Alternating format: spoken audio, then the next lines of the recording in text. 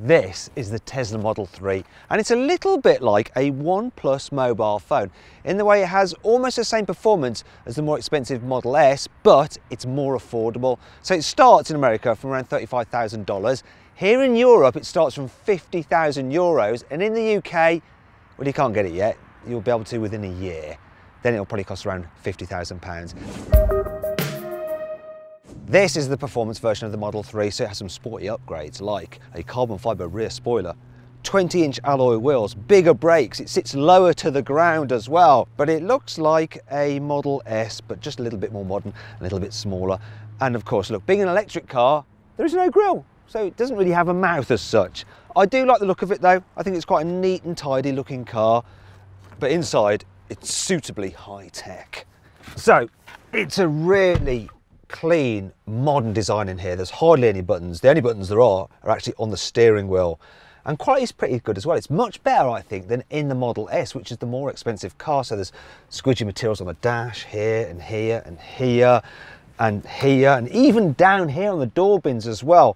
And the build quality is better than before, so the controls have a nice damp feeling to them. The materials don't shake. There are a few bits and pieces where you press it and it just feels a little bit less solid than, say, something like a BMW, but it's not too far off. They have got really, really close to the mainstream manufacturers. And then there's that area where they completely thrash them, and that's the infotainment screen. And you get this big infotainment screen as standard on every Model 3. And that brings me on to the specs. Every Model 3 gets dual zone climate control, and you can actually control where the air comes out of this main central vent here. Put it exactly where you like it, and you just drag it with your finger like that. There's mobile phone connectivity where you can actually control the car remotely by an app, so you can do things like operate the climate, you can check the charging state and do some other bits and pieces such as lock it. In fact, you can use your phone as the key for the car, and it just recognises that you've got it in your pocket and lets you in and start it. And you get a reversing camera too, and I think it's probably one of the most high definition reversing cameras I've ever seen. If you upgrade to the performance model, you get the optional full-length glass roof as standard, and I love the way it just extends all the way to the very back. Instead of fabric seats, the performance model also gets vegan leather, also known as leatherette or just fake leather. It's also available with this open pore wood, if you like that kind of thing. And there's heated seats too, though not just for the driver nor the front passenger, but for people in the back as well. Even the one in the very middle back seat. In fact, you can control most of the car's functions through this screen, so I'm going to talk you through exactly what it can do now. There's Google Maps Sat Nav. It's fast, easy to use, and will plan your route via Tesla superchargers. All driving and security features are operated through the screen, and you can swipe to see power usage and remaining charge. The car even understands a wide range of voice commands, while music apps such as Spotify and TuneIn Radio are built in. There's full internet connectivity too with Google Search, and even a mode for cleaning grubby fingerprints off the screen. Thank God. You also use the screen to adjust things like the door mirrors. For instance, I hit that button on there, and then I use the button on the steering wheel to move the mirror up and down and left and right. Then if I want to alter the position of the steering wheel, once again I press that button, and then I use this again to move it up, down, in and out. In fact, it's very easy to get an ideal driving position in this car. So the seat has plenty of adjustment in it, so even if you're really tall, you can get into a comfortable position, or if you're small, because it will jack up quite a way. And for those longer journeys, you've got electrically controlled lumbar support to put a little bit of extra padding in the small of your back so you don't get backache. And then there's the cubby spaces, so there are a lot. Under here, there's plenty of room, and you've even got a little tray, and there's a 12-volt charging socket in there. How very quaint. However, for the more modern people, look at this. You have, if I just hit that, you will see a couple of chargers there where you can just mount your mobile phone directly and they'll charge up. I think that is super cool. What's less cool is this, that it can be quite hard to shut these if you think they operate like a normal cubby cover, but they're actually held down by magnets, so you just have to close them gently and it's all good. Yeah, actually under there I should show you, there's plenty more space there as well. Look at that. The door, there you see, it takes some getting used to. The door bins are a decent size as well, and you can use these cup holders, although they are fixed in size and quite large, which means smaller cans are going to rattle around in there and probably drop out when you accelerate. And then there's the glove box, so how the heck do you open it? Of course, you open it through the screen. You know, everything is operated through the screen. So there we go. I just hit this button and voila, the glove box. Another thing that's cool is this. Look at the visor. So it's like one of those covers for your iPad, the way it's magnetic. I really like that. And yes, that's quite a big visor, so it should be able to keep the sun out of your eyes. I also like the rear view mirror as well. It's cool and minimalist, like the rest of the car. Anyway, let's hop into the back, but before we do, I want to show you this. You open the door by just pressing a button here, and it opens electrically. Now you might be thinking, well, what happens if it runs out of battery? I'll never be able to get out of the car. Don't worry, look, there's a manual override. Let's jump into the back. Another thing I like is how you open the doors. They have a really cool handle. It doesn't quite open in the same way as on the Model S, but I actually think it's a better system. Okay, space in the back. So this seat is in my usual driving position. I've got plenty of knee room. Headroom is just about okay for me, but people over 6 foot may struggle a little bit. If you need to carry 3 people in the back at once, it is doable because, well, look at this. You have no hump in the floor. And so there's plenty of space for everyone's feet. And the car seems quite wide, so it should be all right for shoulder space as well. If you need to fit a child seat, there's a couple of Isofix here and on this seat as well. There's no one sitting there. You can just fold this down and then you've got cup holders there. It's all right. My only issue is because this is an electric car, you've got batteries underneath the floor. It means that your feet are quite high up. So if you look at that angle there, it's a bit like you're squatting. So that could be a bit annoying on longer journeys. Look, I haven't got much under thigh support as a result. I do like this though, look, coat hooks. I love the way they're actually hidden away until you need them. And of course, you've got your reading lights there. And they're right where you'd be holding a book, which is good. There's a couple of USB charging points there as well. And there's a little folder in the back of the front seats where you can just about fit an iPad. Plus the door bins here in the back are nice and large as well. One small criticism though is this, look, the rear windows really don't go down very far. So kids will find that a bit annoying, though they will like the fact that the window ledge isn't too high and the rear window is quite big, so you do get a good view out. And of course, the glass roof does make it feel nice and airy in here, though it doesn't get too hot because it's actually got a special coating which blocks out more than 99% of UV light. Now let's move on to the boot. Once again, the door opens electrically. So in terms of the capacity, it's about 3/4 of that you get in the boot of a BMW 3 Series. So if you look at the space, it is quite usable. The boot opens really high as well, so you've got nice access to it. Even though it's a saloon car, there's not much of a lip to lift stuff over, so it's all right. Under here though is some extra storage, and there is quite a lot. When you add all that together, the boot capacity is then very similar to the 3 Series, and it's really nice that you've got somewhere to keep the charging cables out of the way. There's a little bit of extra storage just down the side here as well. And of course, being an electric car, you do not have an engine at the front. So instead, you have a fruit, which is a front boot, and you can open it using the app, just like that. There we go. Dead simple. And there's more room here as well. Look at that. And it even has a few hooks, if you look at these, where you can hang your shopping off so it doesn't roll about all over the place. However, not everything about this car is cool. Here's 5 annoying things about it. Only one paint colour is included in the price, and that is black. If you don't want that, you're going to have to pay some more money.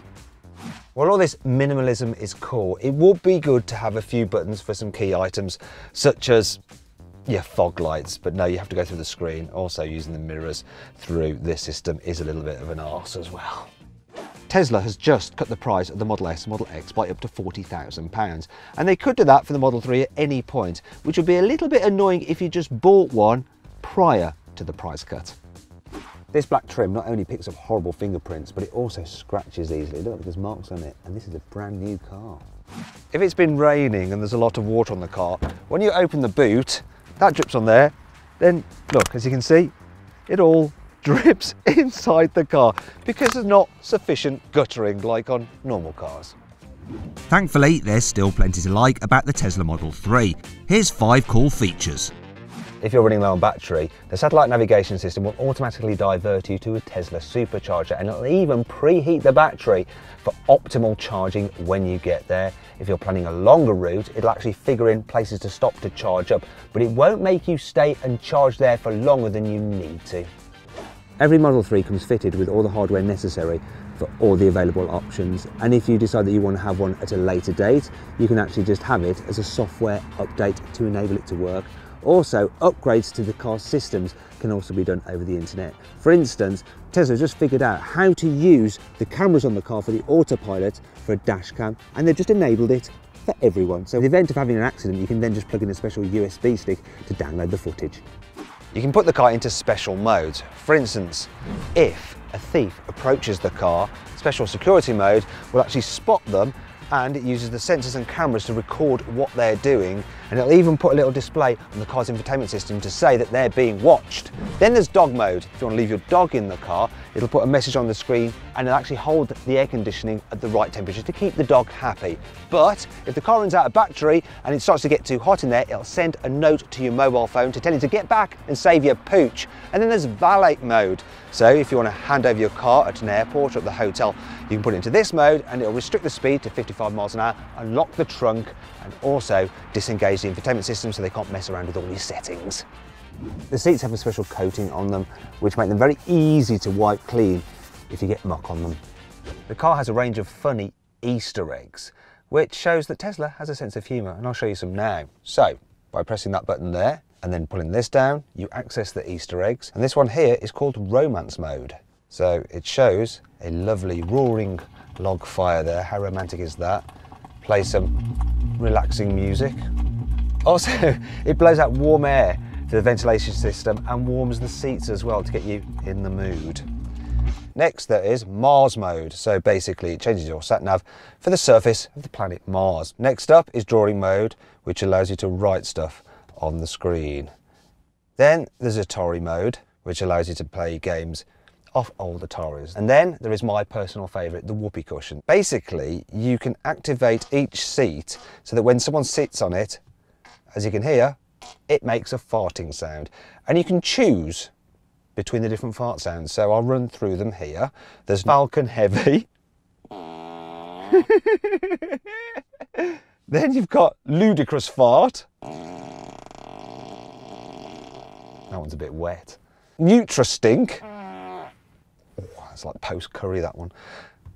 Yeah, kids are going to love that, and grown-up kids will too. The Tesla Model 3 has a 75 kilowatt-hour battery, and according to Tesla, that should be good for a range of up to 300 miles, so long as you take it steady. Now to charge it, you just press this flap here. There you go, and it opens, and then you can plug your charger in. Now if you charge this car from a normal 3-pin socket at home, it'll take a day and a half to charge it from empty to full. However, if you have a special fast AC charger, that time is cut to just half a day. That's why you're going to want to charge it from one of the DC chargers.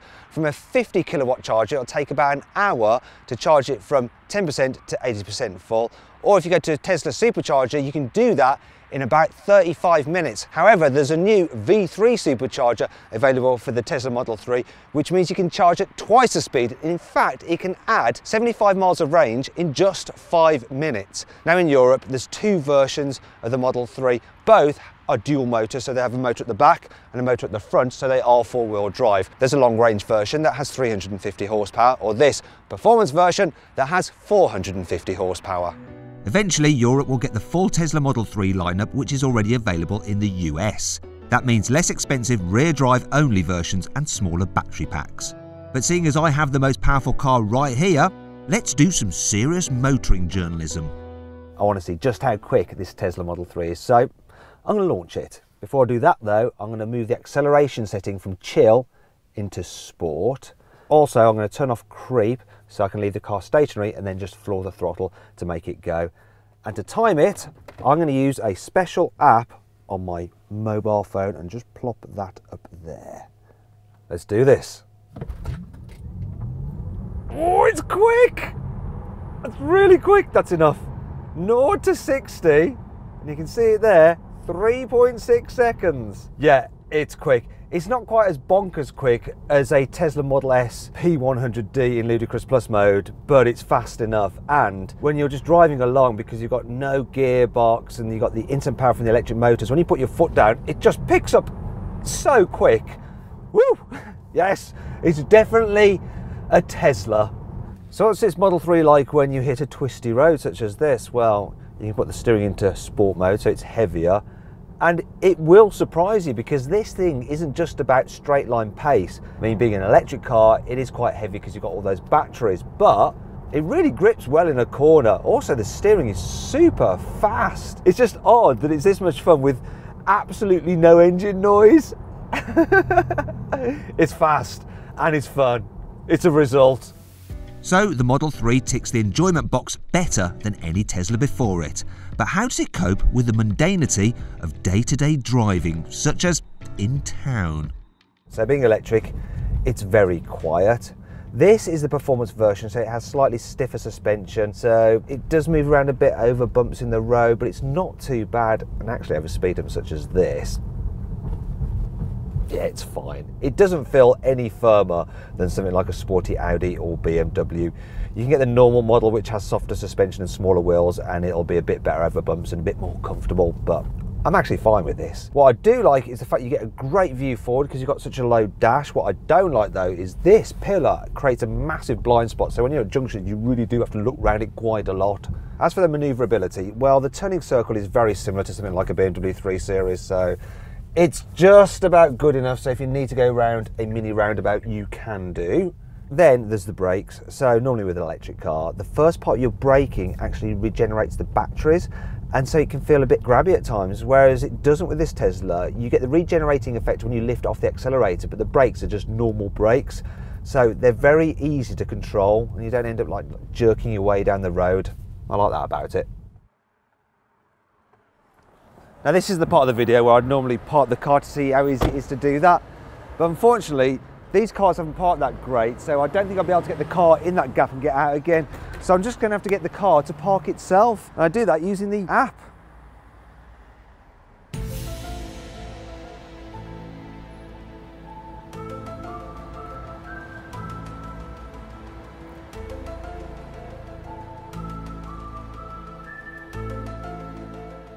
There we go. Easy. But while all that is very clever, is the Model 3 actually any good as a long-distance motorway cruiser? Well, yes. So, seats are nice and comfy, suspension does a good job. It's relaxing enough. You get a bit of wind noise from around here, but other than that it's quite quiet. I'm not sure whether I'm just noticing the other noises because there's no noise from the engine. Of course you can upgrade to have Tesla's autopilot, which is basically a clever cruise control system. So to engage it, I hit down on this stalk twice. There we go, it's on. Now it's doing what normal systems do, so it's using radars and cameras to keep a safe distance from the car in front. It'll also automatically steer to keep me in lane, though you do have to keep your hands on the wheel, otherwise it'll disengage. But what it can do that other systems don't do is this. Look, if I want to change lane, I just put the indicator on and it'll be looking to see what's next to me. You can see it's safe, and then it'll move into that lane and then it disengages the indicator. So you don't have to do that. Now, if you have the car in America, it'll actually do all that itself without you having to put the indicator on. You can even set your destination on the satellite navigation and it will automatically take you off at a junction, obviously the right junction. Now, we don't have that yet in Europe because of European laws. Let's see how long it can go before it throws a wobbly and disengages. I think it's super cool the way it shows where the other things are there. And I want to show you this as well. Look, you don't have to use your rear view mirror. Press this. The camera will stay on regardless of what speed you're doing. It doesn't disengage like on normal cars.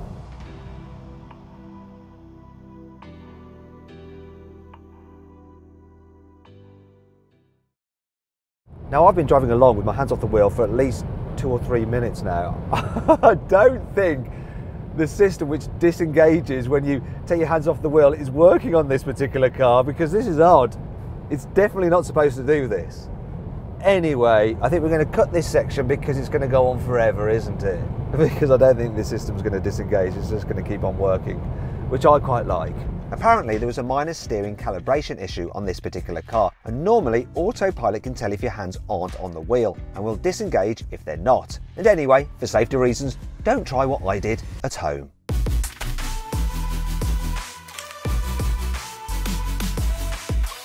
So what's my final verdict on the Tesla Model 3? Should you avoid it? Should you consider it? Should you shortlist it? Or should you just go right ahead and buy it? Well, I reckon if you're looking for an electric car, just go right ahead and buy a Tesla Model 3. It's even better than the Model S, but less expensive.